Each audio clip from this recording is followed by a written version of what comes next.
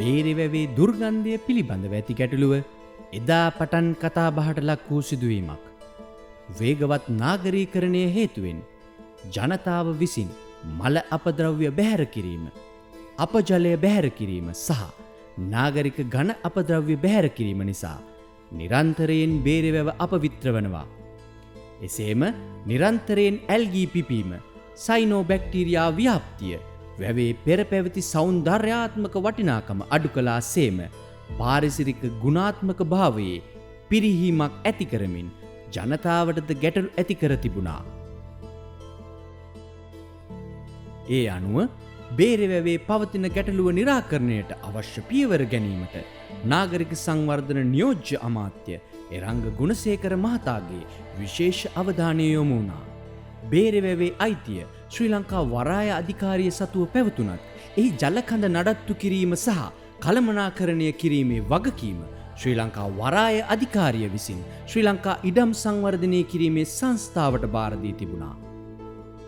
ලද වගකීම මැනවින් ඉටු කරන වගකීම් සහගත ආයතනයක් ලෙස ශ්‍රී ලංකා ඉඩම් සංවර්ධනය කිරීමේ සංස්ථාව විසින් බේරවැවෙහි ස්ථාන 35ක සිදු කරන ලද ජල තත්ත්ව නිරීක්ෂණයේදී අනාවරණය වූ පරිදි නයිට්‍රජන් සහ පොස්පරස් සංයෝග මෙන්ම ඇමෝනියා ජෛව රසායනික ඔක්සිජන් අවශ්‍යතාව සහ රසායනික ඔක්සිජන් අවශ්‍යතාව ඉහළ සාන්ද්‍රණයන්ගෙන් පවතින බව අනාවරණය වුණා.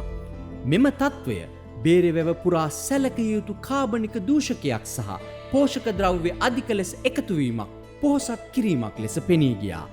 මෙම අභියෝගයන්ට ප්‍රතිචාර වශයෙන් ශ්‍රී ලංකා ඉඩම් සංවර්ධනය කිරීමේ සංස්ථාව අප විසින් පාවෙන සුන්බුන් සහ ජලද වෘක්ෂලතා ඉවත් කිරීම, වැව් මායිම් පිරිසුදු කිරීම, ජලයේ ගුණාත්මක භාවය නිරීක්ෂණය කිරීම, දූෂණ ප්‍රභවයන් හඳුනා ගැනීම ඇතුළු නිතිපතා පිරිසුදු කිරීමේ කටයුතු සිදු කරනවා.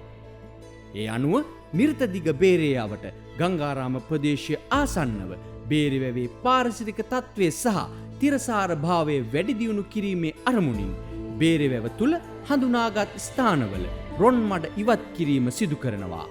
ඒ ඔස්සේ නඩත්තු කටයුතු සඳහා ප්‍රවේශතා වැඩි දියුණු කිරීම, බෝට්ටු මෙහෙයුම් සඳහා පහසුකම් සැලසීම සහ ජල සංසරණය වැඩි දියුණු කිරීම සිදු කරනවා.